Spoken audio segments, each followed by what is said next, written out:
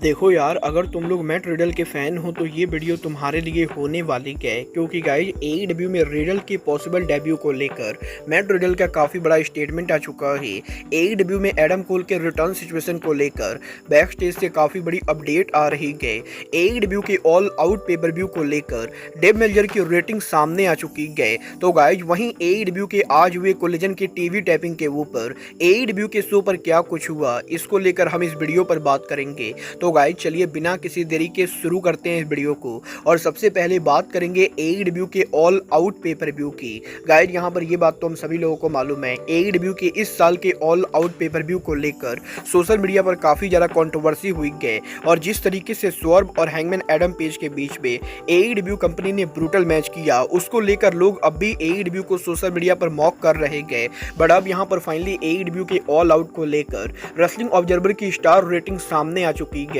Guys यहाँ पर AEW के ऑल आउट के ऊपर डेब मेल्जर के द्वारा एमजेएफ वर्सेस डैनियल गार्सिया के मैच को 4.5 रेटिंग मिली है। Young Bucks versus Claudio Castagnoli Wheeler Yuta के टैग टीम चैंपियनशिप मैच को 4 स्टार रेटिंग मिली है। Kris Statlander versus Willow Nightingale के शिकागो स्ट्रीट फाइट मैच को 4.75 रेटिंग मिली है। Kazuchika Okada versus Konosuke Takeshita versus Orange Cassidy versus Mark Briscoe continental championship match को 4.25 rating मिली है। Mercedes Moné versus Hikaru Shida TBS championship match को 2.75 rating मिली है। Bryan Danielson versus Jack Perry world championship match को 4.75 rating मिली है। Hangman Adam Page versus Swerve strickland के स्टील केज मैच को 4.5 रेटिंग मिली है। और फाइनली विल ऑस्प्रे वर्सेस पाक के मैच को 5.5 रेटिंग मिली है। और एक बार फिर से डेब मेल्जर के द्वारा ऑस्प्रे के एक और मैच को 5 स्टार से ज्यादा रेटिंग दी गई है, जहां पर डेब मेल्जर ने ऑस्प्रे वर्सेस पाक के मैच को 5.5 रेटिंग दी गई। और गाइज यहां पर डेफिनेटली ऑस्प्रे और पाक का मैच काफी बढ़िया था, बट जिस तरीके से लगातार ऑस्प्रे के हर दूसरे मैच को डेब मेल्जर 5 स्टार से ज्यादा रेटिंग दे रहे हैं, वो देखकर डेब मेल्जर को विल ऑस्प्रे मार्क बोलना बिल्कुल भी गलत नहीं होगा। बल देखना बहुत ही दिलचस्प होने वाला है कि एईडब्ल्यू के ऑल आउट के बाद अब एईडब्ल्यू में अगला वो कौन सा मैच होता है जिसे यहाँ पर मेल्जर के द्वारा 5 स्टार रेटिंग दी जाती है। बट गाइस चलिए फिलहाल आगे बढ़ते और बात करते हैं डब्ल्यूडब्ल्यूई के एनएक्सटी के सीडब्ल्यू पर मूव करने की। वेल गाइस वैसे तो नॉर्मली एलीट मेनिया के ऊपर हम डब्ल्यूडब्ल्यूई की बातें नहीं करते हैं, बट गाइस यहाँ पर डब्ल्यूडब्ल्यूई का एनएक्सटी शो अब जबकि मात्र 1 महीने के अंदर यूएसए नेटवर्क को छोड़कर सीडब्ल्यू पर डेब्यू करने वाला है। तो गाइस यही एनएक्सटी के सीडब्ल्यू पर पहले एपिसोड को लेकर डब्ल्यूडब्ल्यूई के मेजर प्लान सामने आ रहे हैं। गाइस यहाँ पर ये बात तो मैं आपको ऑलरेडी बता चुका हूँ, डब्ल्यूडब्ल्यूई के एनएक्सटी का पहला शो डब्ल्यूडब्ल्यूई शिकागो में करेगी। और सीडब्ल्यू नेटवर्क पर पहले शो के शिकागो में होने की वजह से Chicago home town hero CM Punk show के ऊपर होंगे। बट गाइस सीएम पंक के अलावा जेड कारगिल, बियंका ब्लेयर, मिज सहित काफी सारे और भी मेन रोस्टर के रेसलर डब्ल्यूडब्ल्यूई के एनएक्सटी के पहले एपिसोड के ऊपर होने वाले गए। और इसके अलावा एनएक्सटी के पहले एपिसोड के ऊपर डब्ल्यूडब्ल्यूई स्टेफनी वैकूर और मोटर सिटी मशीन गन का भी डेब्यू कराने का प्लान कर रहे गए। और अब यहाँ पर इस चीज को लेकर अपडेट आ रही है कि डब्ल्यूडब्ल्यूई के एनएक्सटी का सीडब्ल्यू नेटवर्क पर 1 अक्टूबर को जो पहला एपिसोड आएगा वो यहाँ पर एनएक्सटी के नॉर्मल एपिसोड के मुकाबले बहुत ही ज्यादा मेन रोस्टर रेसलर्स को फीचर करने वाला है। क्योंकि गाइस डब्ल्यूडब्ल्यूई कंपनी ये चाहती है कि सीडब्ल्यू नेटवर्क पर पहले एनएक्सटी एपिसोड को कम से कम 1 मिलियन व्यूअरशिप मिले। और गाइस डब्ल्यूडब्ल्यूई एनएक्सटी के पहले एपिसोड के 1 मिलियन व्यूअरशिप को क्रैक करने के लिए ऑलरेडी यहाँ पर एनएक्सटी के अंदर डब्ल्यूडब्ल्यूई के मेन रोस्टर के और भी काफी सारे बड़े रेसलर्स को लाने को लेकर बात चल रही है। और गाइस सीएम पंक के एनएक्सटी पर कंफर्म होने के बाद पॉसिबली एनएक्सटी के पहले एपिसोड के ऊपर डब्ल्यूडब्ल्यूई मेन रोस्टर के कुछ और बड़े नाम को लेकर आएगी, जिनके जरिए एनएक्सटी के पहले एपिसोड को 1 मिलियन व्यूअरशिप मिले। वेल गाइस यहाँ पर मैं सच में देखकर ये काफी शॉक होऊंगा अगर यहाँ पर सच में एनएक्सटी को सीडब्ल्यू पर 1 मिलियन व्यूअरशिप मिलती है। क्योंकि गाइस सीडब्ल्यू टीएनटी, टीबीएस और यूएसए नेटवर्क के मुकाबले काफी छोटा नेटवर्क है। और ऐसे नेटवर्क पर 1 मिलियन रेसलिंग शो को व्यूअरशिप मिलना ये यहाँ पर वाकई गेम चेंजर होने वाला है। वेल देखना बहुत ही दिलचस्प होने वाला है कि डब्ल्यूडब्ल्यूई के एनएक्सटी के पहले एपिसोड के ऊपर डब्ल्यूडब्ल्यूई एग्जैक्टली किसका किसका डेब्यू कराती गए और सीएम पंक के अलावा और कौन कौन से बड़े रेसलर अपीयर होते गए। बट गाइज चलिए फिलहाल आगे बढ़ते और बात करते हैं एईडब्ल्यू सुपरस्टार एडम कोल की। वेल गाइज बात करें अगर यहाँ पर एडम कोल की, तो गाइज ये बात तो हम सभी लोगों को मालूम है, एडम कोल करंटली इंजरी की वजह से एईडब्ल्यू के शो पर काम नहीं कर रहे गए। बट अब यहाँ पर इस चीज को लेकर अपडेट आ रही है कि एईडब्ल्यू कंपनी ने 1 हफ्ते पहले शिकागो में जब ऑल आउट पेपर व्यू किया था देखा तो एडम कोल पूरे पे पर व्यू के दौरान बैक स्टेज एरिया के ऊपर थे और एडम कोल AEW के लॉकर रूम में काफी सारे लोगों से मिले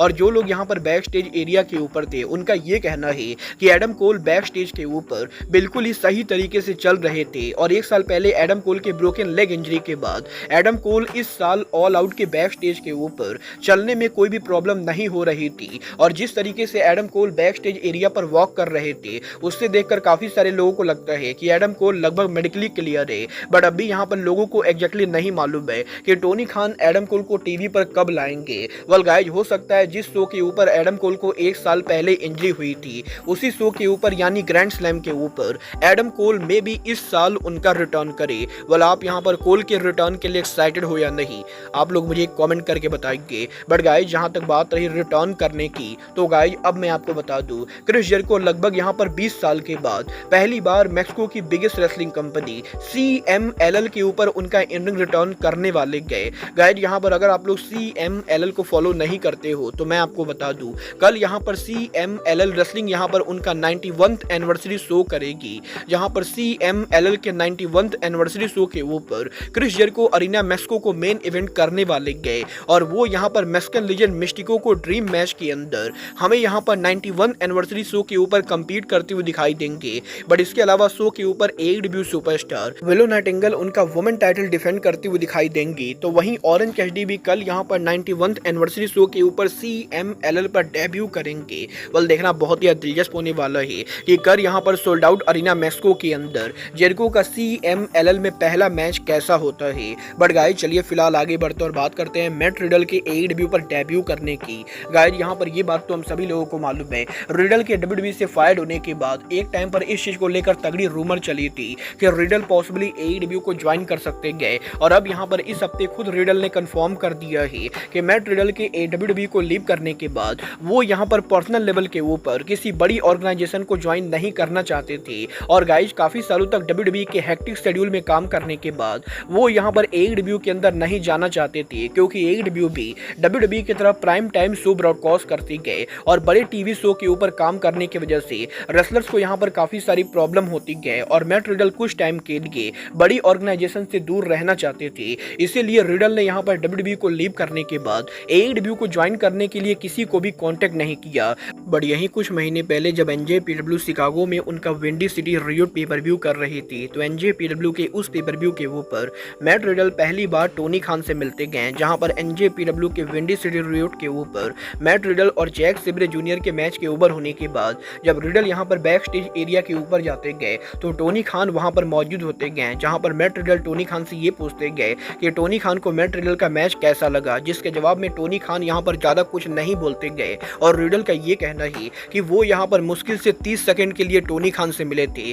और उस 30 सेकंड के मीटिंग के दौरान मैट रिडल ने टोनी खान से जो बातें की उसे देखकर रिडल को ये लगता है कि टोनी खान रिडल को लेकर काफी कंफ्यूज है, क्योंकि टोनी खान ने रिडल के मैच को लेकर काफी कंफ्यूज रिएक्शन दिया और इसीलिए रिडल को ये नहीं मालूम है कि टोनी खान रिडल को AEW में लाना चाहते हैं या नहीं और रिडल को यहाँ पर इससे कोई भी प्रॉब्लम नहीं गए, क्योंकि मैट रिडल का ये कहना है कि वैसे भी वो इस समय के ऊपर किसी भी मेजर ऑर्गेनाइजेशन से दूर रहना चाहते गए। बट अगर यहाँ पर फ्यूचर में टोनी खान AEW के अंदर मैट रिडल को लाना चाहेंगे तो रिडल यहाँ पर टोनी खान से बात करने के लिए पूरी तरह से ओपन है, क्योंकि रिडल यहाँ पर AEW कंपनी को काफी ज्यादा पसंद करते गए और AEW के अंदर लगभग 80% ऐसा रोस्टर है जिसको मैट रिडल पर्सनली जानते गए और इसीलिए अगर यहाँ पर फ्यूचर में टोनी खान का मूड बदलता है और वो रिडल से बात करना चाहेंगे तो रिडल यहाँ पर पूरी तरह से ओपन है। वेल, आपको क्या लगता है, टोनी खान को मैट रिडल को लाना चाहिए या नहीं, आप लोग मुझे कमेंट करके बताएंगे। बट गाइज, चलिए फिलहाल आगे बढ़ते हैं और बात करते हैं AEW कोलिजन के टीवी टैपिंग की। वेल गाइज, अगर आप लोग को नहीं मालूम है तो मैं आपको बता दूं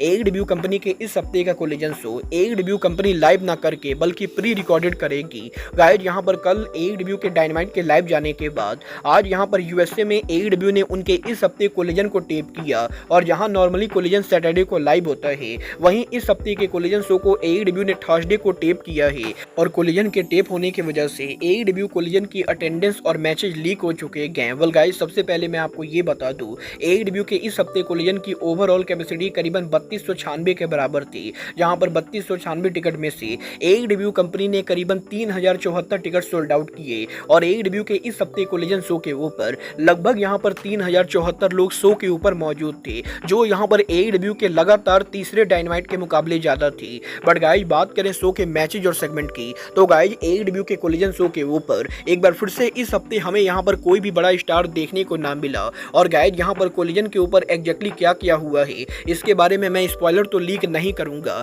बट मैं फिलहाल यहाँ पर इतना ही बोल सकता हूँ कि AEW के इस हफ्ते कोलिजन शो के ऊपर हमें यहाँ पर सिर्फ जैक पेरी और FTR जैसे बड़े रेसलर देखने को मिलेंगे। और इसके अलावा AEW के कोलिजन शो के ऊपर एक बार फिर से कोई भी बड़ा स्टार अपीयर होने वाला नहीं गए। और अगर यहाँ पर आप AEW के कोलिजन को लाइव देखने वाले हो तो आप यहाँ पर डेफिनेटली शो को लाइव देख सकते हो। बट अगर आप यहाँ से मुझसे मेरा पर्सनल ओपिनियन जानना चाहोगे तो मैं आपको क्लियर बोलूंगा कि AEW के इस हफ्ते का कोलिजन शो भी बैक टू बैक बिल्कुल ही बेकार होने वाला है। और जिस तरीके से पिछले 2 हफ्तों से AEW कंपनी बिल्कुल ही गार्बेज कोलिजन शो प्रोड्यूस कर रही है, कुछ इस तरीके से इस हफ्ते भी AEW कोलिजन शो के ऊपर आपको यहाँ पर बिना मतलब के रैंडम मैचेस देखने को मिलेंगे। और एक बार फिर से AEW के इस हफ्ते कोलिजन शो के ऊपर ना तो शो पर कोई भी बड़ा मेन इवेंटर अपीयर होगा, ना ही शो के ऊपर कोई बड़ी स्टोरी लाइन प्रोड्यूस होगी। और मैं डेफिनेटली ना तो इस हफ्ते कोलिजन शो को लाइव देखूंगा और ना ही शो का रिव्यू करने वाला हूँ, क्योंकि गाइज मैंने ये बात पहले भी बोली थी कि AEW के 2 घंटे कोलिजन शो को लाइव देखकर उसका रिव्यू करना